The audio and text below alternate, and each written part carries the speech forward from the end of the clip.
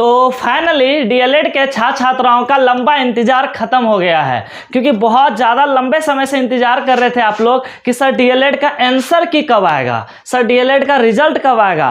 तो अब फाइनली बता दें आप सभी को कि आंसर की जारी कर दिया गया है। तो आज बहुत सारे हम मुद्दों पर चर्चा करेंगे कि आप कब से कब तक आंसर की देख सकते हैं, ठीक है। और हो सकता है कि आपका कुछ क्वेश्चन सही हो लेकिन वो गलत कर दिया है, तो किस तरह से आप वहां पे जो है अपना आपत्ति दर्ज कर सकते हैं उस पर भी चर्चा करेंगे, कितना फी लिया जाएगा। और हम ये भी जरूरी बात पे चर्चा करेंगे कि आपको कौन कौन सा आवश्यक कागजात है जिसको अभी से ही बना लेना चाहिए, अन्यथा आपका एक गलती आपका 1 साल 2 साल आपका बर्बाद कर सकता है। और अक्सर हम देखते हैं ज्यादातर यह बच्चा गलती करता है। तो अगर आप आज का यह वीडियो शुरू से लेकर के लास्ट तक देख लेते हैं तो आपको यह गलती नहीं होगा, आप यह मिस्टेक नहीं करेंगे। तो आज का वीडियो काफी ज्यादा इंपॉर्टेंट होने वाला है, क्योंकि आज का वीडियो में हम बहुत सारी ऐसे बातें बताएंगे जो अक्सर स्टूडेंट गलती करता है बट आपको गलती नहीं करना है।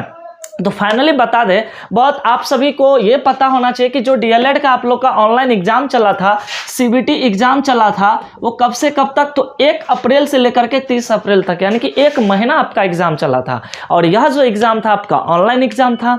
तो आप सभी वेट कर रहे थे कि सर इसका आंसर की कब आएगा, क्योंकि देखिए आंसर की कहने का क्या मतलब होता है कि आप जो बैठ के एग्जाम दिए तो उसमें से कितना आप आंसर की से आपको आइडिया आ जाएगा कि सर मेरा कितना नंबर आएगा, और फिर उससे आप अनुमान लगा सकते हैं कि आपको गवर्नमेंट कॉलेज मिलेगा या नहीं। तो आंसर की का मतलब होता है कि आपका कितना क्वेश्चन सही है कितना गलत है, उसका एक अनुमान आपको पता चल जाएगा। तो आप लोग सोच सकते हैं 30 अप्रैल को ही आपका जो है एग्ज़ाम ख़त्म हो गया और आज 21 मई है और आप लोग काफ़ी समय से इंतज़ार कर रहे थे कि सर इसका आंसर की कब देगा। तो फाइनली आपका इंतज़ार ख़त्म हो गया है। आज का ऑफिशियली नोटिस में यह बता दिया गया है कि अब आपका आंसर की जो है कब जारी किया गया। तो आज का ही दिन यानी कि आज ही आपका आंसर की अपलोड कर दिया जाएगा और 2 दिन आप इसका आंसर की देख भी सकते हैं। और अगर कुछ क्वेश्चन में मिस्टेक हो गया है तो उसके लिए आप आपत्ति दर्ज भी कर सकते हैं। देखिए ये जो है आज ही आपका 21 मई है, तो आज जो है वेबसाइट पे इसका लिंक जारी कर दिया जाएगा। जैसे इसका लिंक जारी किया जाएगा तो यह जो है आप यहाँ पे 2 दिन तक लिंक इसका एक्टिव रहेगा, ठीक है। आंसर की देखने के बाद ये देख लीजिएगा कि आप जो क्वेश्चन बनाए हैं क्या वो सही है। हो सकता है कि कुछ क्वेश्चन आप सही बनाए हो बट वहां आपका आंसर गलत कर दिया गया हो, तो उस क्वेश्चन पे आप आपत्ति दर्ज करेंगे तो आपको नंबर मिलेगा एक्स्ट्रा। लेकिन हाँ, आप गलत क्वेश्चन होगा तो ही आप उस पर आपत्ति दर्ज कीजिएगा, ऐसा नहीं नॉर्मली कोई भी क्वेश्चन पे आपत्ति दर्ज कीजिएगा। अगर आपका क्वेश्चन गलत है, आपको लग रहा है, आप अच्छा से पहले वेरीफाई कर लीजिएगा कि रियल में यह क्वेश्चन जो है हम जो बना वो आंसर सही है और वो जो बोर्ड दिया है वो आंसर गलत है, तब आप उस पर आपत्ति दर्ज कीजिएगा। तो 50 रुपये आपसे लेगा और उसका नंबर मिलेगा। तो 2 दिन तक लिंक रहेगा। आप सभी आज से ही शाम से हमको लगता है एक्टिव हो जाएगा। तो आप सभी क्या कीजिएगा ना, इसका लिंक जो है यहाँ से जा करके आंसर की जरूर इसका अपलोड कर लीजिएगा। और जैसा कि यहाँ पे देख सकते हैं इसका ऑफिशियल नोटिस में भी आज दिया है कि आपका जो है 2 दिन देख सकते हैं 21 से 23 तक आपका क्या रहेगा, यहाँ पे लिंक एक्टिव रहेगा, ठीक है। और अगर आप प्रत्येक प्रश्न के लिए जो आपत्ति दर्ज कीजिएगा आपको 50 रुपया लिया जाएगा। तो ये ऑफिशियल नोटिस था जो आज ही जारी किया गया, ठीक है। आइए अब हम बहुत सारे आज हम बात करेंगे कि बहुत सारे स्टूडेंट क्या गलती करता है और नहीं करना चाहिए आपको, ठीक है। सबसे पहले अब तो आपका आंसर की दे दिया गया, हाँ, तो कि आपका थोड़ा सा राहत हो गया। अब रिजल्ट भी आप सोच सकते होंगे कि सर रिजल्ट अब इसका कब देगा। तो देखिए जब आपको मई में इसका आंसर की दे दिया गया है तो आप 100% फिक्स रखिए इसका जो रिजल्ट आएगा ना वो आपका जून में इसका रिजल्ट दे दिया जाएगा आपका, ठीक है। ये जो है जून में इसका रिजल्ट आ जाएगा, ठीक है। जून का हमको लगता तो है मिड या लास्ट तक में इसका रिजल्ट आपका आ जाएगा। देखिए ऑनलाइन एग्जाम है, इतना दिन नहीं लगना चाहिए था आंसर की में, ठीक है, क्योंकि ऑफलाइन एग्जाम होता तो माने। ऑनलाइन में क्या होता है सब कुछ एकदम फास्ट प्रोसेस में होता है, लेकिन क्या कीजिएगा बीच में चुनाव भी था तो बहुत सारा फैक्टर है, लेकिन लेट नहीं होना चाहिए था, इतना आंसर की में इतना टाइम नहीं लगना चाहिए। खैर बच्चा भी इस बार बहुत ज़्यादा था, ऐसे लेकर कोई दिक्कत नहीं है, आपका रिजल्ट भी बहुत जल्द आ जाएगा। लेकिन रिजल्ट आने से पहले क्या क्या डॉक्यूमेंट है जो आपको बना लेनी चाहिए, इस चीज़ को आप ध्यान से समझेंगे। सबसे पहले देखिए रैंक कार्ड, जिस दिन आपका रिजल्ट देगा उस दिन सबसे पहले आप अपना रैंक कार्ड चेक कीजिएगा कि आपका ऑल ओवर कितना रैंक आया है। वो रैंक कार्ड आप अच्छे से प्रिंट आउट करके रखेंगे, क्योंकि आप जब कॉलेज जाइएगा एडमिशन कराने के लिए, काउंसलिंग होगा तो वहाँ पे आपसे यह लिया जाएगा, ठीक है। दूसरा चीज़ काउंसलिंग पीडीएफ। जब आप काउंसलिंग कराइएगा, काउंसलिंग में आपसे पूछा जाएगा आपको कि आप कौन सा कॉलेज लेना चाहते हैं। ऑनलाइन ही काउंसलिंग होता है, ठीक है। वहाँ पे आपको कॉलेज सेलेक्ट करना होगा और कौन सा जगह लीजिएगा, ठीक है, ये आपको सेलेक्ट करना होगा, तो वो भी आप पीडीएफ वहाँ पे रखिएगा। नेक्स्ट होता है अलॉटमेंट लेटर। जो आपको अलॉटमेंट लेटर मिलेगा, यानी कि आपका जैसे इंटर आर में मिलता है कि इसी कॉलेज में जा करके आपका एडमिशन होगा, वो लेटर लेके जाइएगा तभी आपका एडमिशन होगा, ठीक है। तो जब एडमिशन कराने के लिए जब आप कॉलेज जाइएगा तो रैंक कार्ड होना चाहिए, काउंसलिंग पीडीएफ होना चाहिए, अलॉटमेंट लेटर होना चाहिए। अलॉटमेंट लेटर पे ही लिखा रहता है कि आपको इस कॉलेज में आपका एडमिशन होगा, ठीक है, फिक्स होता है। नेक्स्ट याद रखिएगा, फॉर्म जो आप भरे थे उसका हार्ड कॉपी जरूर रखिएगा, ठीक है। जिस समय आप ऑनलाइन किए थे फॉर्म, उसका हार्ड कॉपी मिला होगा, वो जरूर रखिएगा। और पेमेंट जो किए थे पेमेंट रिसिप्ट भी रखिएगा। कई बार जब हम खुद गए थे तो पेमेंट रिसिप्ट भी वहाँ पे मांग दिया गया था, ठीक है। तो आप जो ऑनलाइन पेमेंट किए होंगे उसका पेमेंट रिसिप्ट का भी फोटो रखिएगा, ठीक है। नेक्स्ट आपको जो लगेगा 10th और 12th का मार्कशीट। हमको लगता है ये तो आपके पास ऑलरेडी पहले से ही होगा, इसके लिए टेंशन नहीं लेना है। नेक्स्ट निवास और आय अभी से ही बना लीजिए और करेंट बना लीजिए। चाहे आपके पास 6 महीना का है, 1 साल का है, कोई दिक्कत नहीं है, अभी आपका रिजल्ट में टाइम है, तब तक आप लोग नया बना सकते हैं, ठीक है। आप जो है निवास नया बना लीजिए।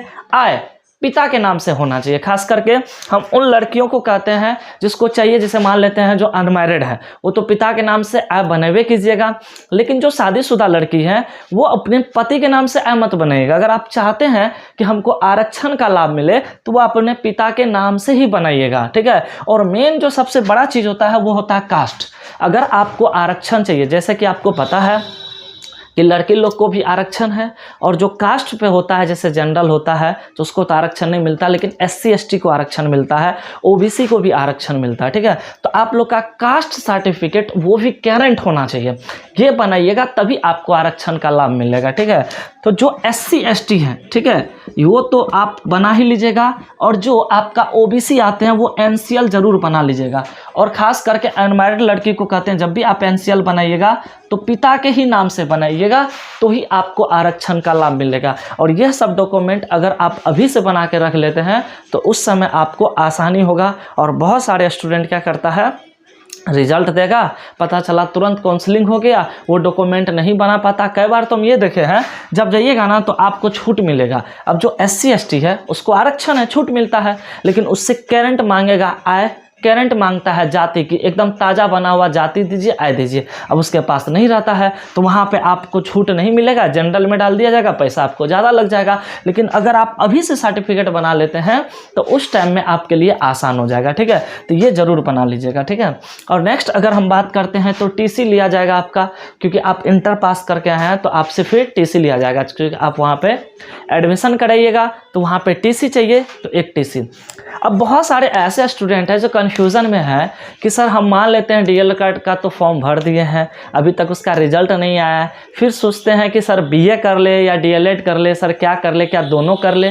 तो देखिए मेरे अकॉर्डिंग तो सरकार के नज़र में यही कहता है कि आप एक बार में एक ही कोर्स कर सकते हैं। तो मेरे अकॉर्डिंग अगर आप सही तरीक़ा से चलना चाहते हैं तो एक बार में कोई एक ही कोर्स कीजिए। अगर आप DLED कर रहे हैं तो सिर्फ DLED पे फोकस कीजिए, ऑनर्स आप बाद में कर लीजिएगा। नहीं, अगर आप चाहते हैं कि हम ऑनर्स करें तो ऑनर्स पे होने का तो एक साथ कई गो डिग्री हो सकता है, ठीक है। लेकिन वही होता है कि जब आपका काउंसलिंग होगा तो वहाँ पे आजकल ना बहुत अच्छे तरीक़ा से डॉक्यूमेंट वेरिफिकेशन होता है, तो वहाँ पे चेक किया जाएगा। तो वहाँ पे आपका किसी तरह का अगर कोई फॉल्ट होता है तो फिर आपको छांट दिया जाएगा, पता चलेगा इतना मेहनत आपका बर्बाद हो गया। अभी बहुत सारे ऐसे स्टूडेंट थे जो सब यानी कि हर एक जगह उसका सिलेक्शन हो गया। टीचर वाला में देख लीजिए ना, बहुत जगह यानी कि एग्ज़ाम पास कर गया, CTET पास कर गया, BPSC एग्ज़ाम पास कर गया। जब सिलेक्शन होता, जब डॉक्यूमेंट वेरिफिकेशन हो रहा था तो वहीं पे ओल झोल पकड़ा गया, जिसके कारण उसका जॉब नहीं हुआ। क्या फ़ायदा इतना सारा मेहनत करके। इसलिए हम कहते हैं सही तरीक़ा से आप मेहनत कीजिए ताकि आपका कहीं पर कोई दिक्कत वाली बात नहीं हो। इसलिए अभी तो आपका BA में अप्लाई भी स्टार्ट नहीं हुआ है, तो पहले देख लीजिए। अगर आपका अच्छा रैंक आता है, गवर्नमेंट कॉलेज आपको मिल जाता है, तब तो हम कहेंगे पहले आप DLED कर लीजिए, बाद में ऑनर्स कीजिएगा। लेकिन अगर आपका अच्छा रैंक नहीं होता है, मीडियम में अगर आप आते हैं, आपको गवर्नमेंट कॉलेज नहीं मिलता है, तो आप एक बार प्राइवेट से ट्राई कर सकते हैं DLED करने का, ठीक है। आप प्राइवेट से DLED कर लीजिएगा। और नहीं आपके पास उतना भी समर्थ है तो फिर तो आप BA कर ही सकते हैं। इसके लिए भी अप्लाई डेट अभी स्टार्ट भी नहीं हुआ। लेकिन हाँ, ये डॉक्यूमेंट आप सभी के पास अवेलेबल होना चाहिए। तो हम खास करके कहेंगे निवास आय और कास्ट, ये आप लोग डॉक्यूमेंट अभी से ही बनवा लीजिए तो बेटर रहेगा, ठीक है। और हम पहले बोले जो फॉर्म भरे थे उसका भी आप हार्ड कॉपी याद रखिएगा, क्योंकि आपको एडमिशन के टाइम में वहाँ पे लिया जाएगा, ठीक है। तो अब आप लोग समझ गए होंगे कि आप जो अपना आंसर की है आज का, यानी कि आज ही आपका जो है वेबसाइट पे अपलोड कर दिया जाएगा, ठीक है। बहुत सारे स्टूडेंट हमसे वेबसाइट पूछते रहते हैं कि सर आप अपने वीडियो में वेबसाइट नहीं बताते हैं। पता है आजकल आप ऑनलाइन चलाते हैं, सब कुछ चलाते हैं, हम कई बार बोलते हैं आप एक को कर लीजिए, ठीक है। सरकारी रिजल्ट, देखिए सरकारी रिजल्ट, ठीक है, सरकारी रिजल्ट सर्च मारिएगा ना तो वहाँ पे सब मिल जाएगा, या सरकारी आप नौकरी सर्च मार लीजिएगा या फास्ट जॉब सर्च मार लीजिएगा, वहाँ से डीएलएड का सेक्शन में जाइएगा आपको मिल जाएगा। वहाँ पे हर एक वैकेंसी के बारे में विस्तार से दिया रहता है, हर एक एडमिट कार्ड रिजल्ट सब चीज़ के बारे में दिया जाता है, वहाँ पर आप इजीली कर सकते हैं। और नहीं अगर आपको उतना पता है तो आप कहीं भी साइबर कैफ़े में जाइए, वहाँ से PDF डाउनलोड कर लीजिएगा और वहाँ से मिला लीजिएगा, ठीक है। क्योंकि आप जो एग्ज़ाम ऑनलाइन दिए थे आंसर की पता आपको कैसे मिलेगा, आप जो ऑनलाइन एग्जाम दिए थे जैसे दिए थे वैसे पूरा PDF के फॉर्मेट में आपको दे देगा, वो वहां से देख सकते हैं आपका कौन सा सही है कौन सा गलत है। जैसे सपोज हम आपको बताते हैं, जैसे ये A है, ये B है, ये C है, ये D है, उसमें आपको आंसर की में कैसे मिलेगा। जैसे पूछेगा बिहार की राजधानी कहाँ है, अब आप सभी बच्चे जानते हैं पटना है। अब जैसे ऑप्शन B में होगा पटना, तो आप क्या किए होंगे, पटना को टिक लगा होंगे तो यहाँ पे ग्रीन कलर का हो जाएगा, मतलब आपका सही है। अगर पटना गलत रहता यहाँ पे रेड हो जाता, आप समझ जाइएगा कि वो गलत है। यानी कि आप खुद आंसर की देखेगा ना तो आपको पता चल जाएगा। तो आप सभी आज जाइए और आंसर की डाउनलोड कीजिए और देखिए आपका कितना सही आता है। फिर हम एक स्पेशल वीडियो बनाएंगे जिस पे आपको हम बताएंगे कि इस बार कितना कटअप जा सकता है। पहले आप चेक कीजिए कि आपके कितना नंबर आया है, कैगो सही है, फिर हम आपको बताएंगे कि गवर्नमेंट कॉलेज के लिए आपको कितना सही करना होगा, कितना कटअप जाएगा, प्राइवेट का कितना कटअप जाएगा, इन सभी पे हम विस्तार से चर्चा करेंगे, ठीक है। चलिए तो आज के लिए हम इतना ही रहने देते हैं। अगर आपको यह वीडियो अच्छा लगे तो प्लीज़ वीडियो को लाइक कर दीजिएगा और हमारे चैनल पे अगर आप पहली बार आए हैं तो चैनल को सब्सक्राइब कर बेल आइकन का घंटी वैसे दबा दीजिए, क्योंकि इस चैनल के माध्यम से आपको इसी प्रकार का एजुकेशनल इंफॉर्मेशन वीडियो आपको प्राप्त होगा। चाहे कोई भी वैकेंसी निकले या कोई भी सरकारी जॉब का तैयारी कर रहे हैं आप, तो हर एक प्रकार की जानकारी आपको इस चैनल के माध्यम से मिलता रहेगा। तो यह चैनल आपके लिए काफ़ी ज़्यादा यूजफुल चैनल है, तो जल्दी से सब्सक्राइब कर लीजिए इस चैनल को। बाद बाकी के लिए thank you so much. Radhe Radhe.